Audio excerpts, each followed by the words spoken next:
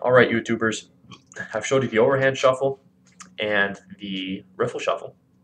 Now I'm going to teach you the Hindu shuffle. The Hindu shuffle looks like this. It's also known as the running cut. It's a pretty cool shuffle. You can do some cool things with it too, which I'll show you. So first I'm going to teach you the basics. Hold the deck mechanics grip in your left hand. You're going to come over with the thumb and middle finger of your right hand and grab the bottom portion of the deck.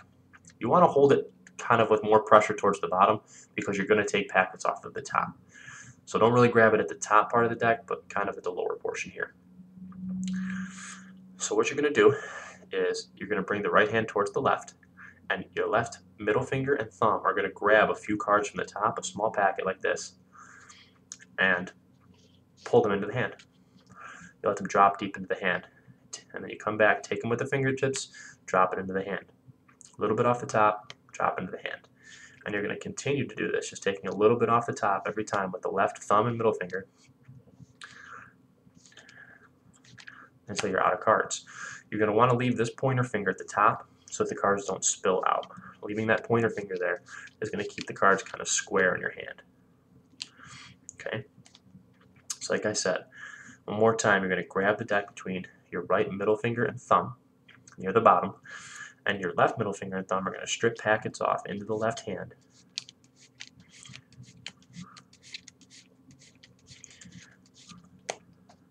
Until you're all done, you throw the rest on top.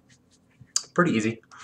It takes a little bit of time just to get used to, make sure you're not dropping cards, and then you can eventually get faster, but it's just the same principle over and over again, stripping cards off the top into the left hand. With this, you can control a card, and I'll show you a way to do that.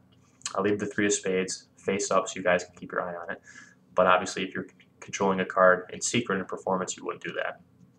So what you want to do is you strip off a packet with the 3. As you come back to strip off another packet, you're going to overshoot the 3 like this. And you're going to have your hand here. I'm just moving it so you can see. You're going to overshoot the 3 and take a small packet off, taking the 3 back with you. As you can see, I still have the packet with the 3. Okay? And it's going to be slightly in-jogged so that you can see it. Okay? So you're going to be able to see that and feel that as you're doing it. Generally in performance, like I said, it'll be face down. So you continue to strip off cards until you come to that 3. And you'll know when you're at that 3 as you're shuffling, and then you just throw it back on top.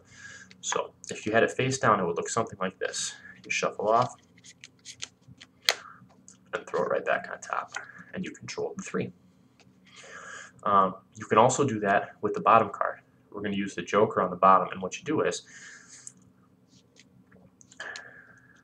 this time you're going to shuffle off small packets until you want to control the Joker. Whenever you throw the last cards, that's where the Joker's going to be. And you're going to throw it, but you're going to leave a break. Okay? Now, with whatever method you would like to use, whether it be the double undercut, or you can use a pass, which I'll show you guys in a later video, or whatever method you like to use. You can even just give the cards a cut. You can shuffle, hold a break with your pinky, and just cut the cards. And the Joker's there. So that's another way to do it. You can also mark the place of the card on top in a different way than I showed you before. You can use a break for that too. All you want to do is just shuffle. And after you shuffle off that first packet, you're going to catch a break. And then you're going to continue shuffling onto that break. So now you've got a break on top of the 9. And then the same thing, you can just give the card to cut, or a double undercut, or a pass, whatever you'd like to do. You can control it that way. So there's different ways that you can control it. But it's a cool shuffle. It's very deceptive. And there's tons of stuff that you can do with it. You can even, I'll even show you how to use it as a force. Let's say you want to force this card, the Queen of Spades. If you don't know what a force is where you make a spectator think they have a free choice when they don't. So if you have the Queen of Spades in the bottom, be careful not to show the spectator. So you'd start with the Hindu shuffle and just ask the spectators to say stop at any point.